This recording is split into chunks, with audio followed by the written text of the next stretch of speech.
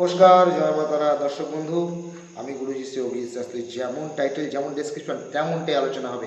চারটি বিষয় যেটা মিথুন রাশির মেয়েরা ভুল করে আর জীবনটা তাদের অভিশপ্ত হয়ে দাঁড়ায়। এই চারটি বিষয় কি আপনাদের জানা আছে কি? যদি জানা না থাকে অবশ্যই ভিডিওটা প্রথম থেকে শেষ পর্যন্ত দেখুন এবং জেনে নিন। সতর্ক থাকুন, এই ভুলগুলো একদম করবে না। দেখুন দর্শক বন্ধু, মিথুন রাশির মেয়েরা কিন্তু যথেষ্ট বুদ্ধিমতী, টু মাচ ট্যালেন্টেড। তাদের মধ্যে কিন্তু কথা, মিষ্ট কথা, কথার দ্বারা মানুষকে মোহিত করা, সামনের মানুষকে অ্যাট্রাক্ট করা, অনেক রকম পার্সোনালিটি তাদের মধ্যে থাকে।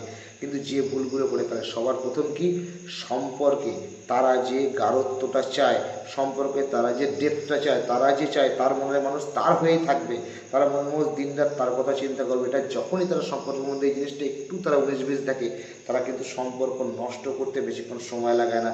এটা কিন্তু খুব ভুল, ধৈর্যহীনতা। এই ধৈর্যহীনতাটা সম্পর্ক ভিত্তিতে, সম্পর্ক গড়ার ভিত্তিতে ধৈর্যহীনতার একটা ব্যাপার কিন্তু এদের মধ্যে থাকে। এটা থেকে বেরিয়ে আসতে হবে। দ্বিতীয় কী করতে হবে, সেটা হচ্ছে নিজের মধ্যে, তোমার মধ্যে যে ট্যালেন্ট আছে, তোমার মধ্যে যে করে নেওয়ার ক্ষমতা আছে, তোমার মধ্যে যে গুণাবলীগুলো আছে, এগুলো তুমি বহিঃপ্রকাশ ঘটাচ্ছ ভালো।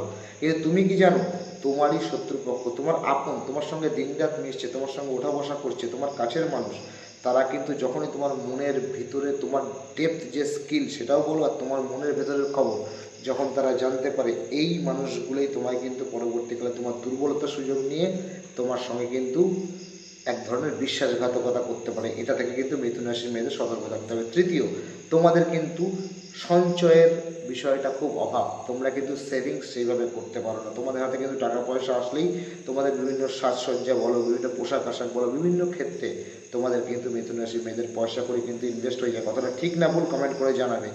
এবং এতে করে কী হয়, একটা সময়ের পরে মাসের শেষে বলো আর বছরের শেষে বলো, সঞ্চয় ভাণ্ডারটা তোমাদের মিথুন রাশির মেয়েদের কিন্তু সেভাবে হয়ে ওঠে না। তাই তোমায় কী করতে হবে, মাসের শুরুতে একটা বাজেট করতে হবে, সেই মতো করে তোমার খরচা করতে হবে। যেগুলো প্রয়োজন সেগুলো অবশ্যই কিনতে হবে, কিন্তু তবুও তোমাকে তার পরবর্তী সময়ের কথাটা ভেবে কিছু পয়সা তোমাকে রাখতে হবে। এবং চতুর্থ, যেটা মূল বিষয়, যেটা সবচেয়ে ভেরি ভেরি ইম্পর্টেন্ট, তোমাদের ডিসিশন মেকিংয়ের প্রবলেম। মিথুন রাশি হচ্ছে দৈত্য রাশি। দৈত্য রাশি মানে কি, মনোভাব।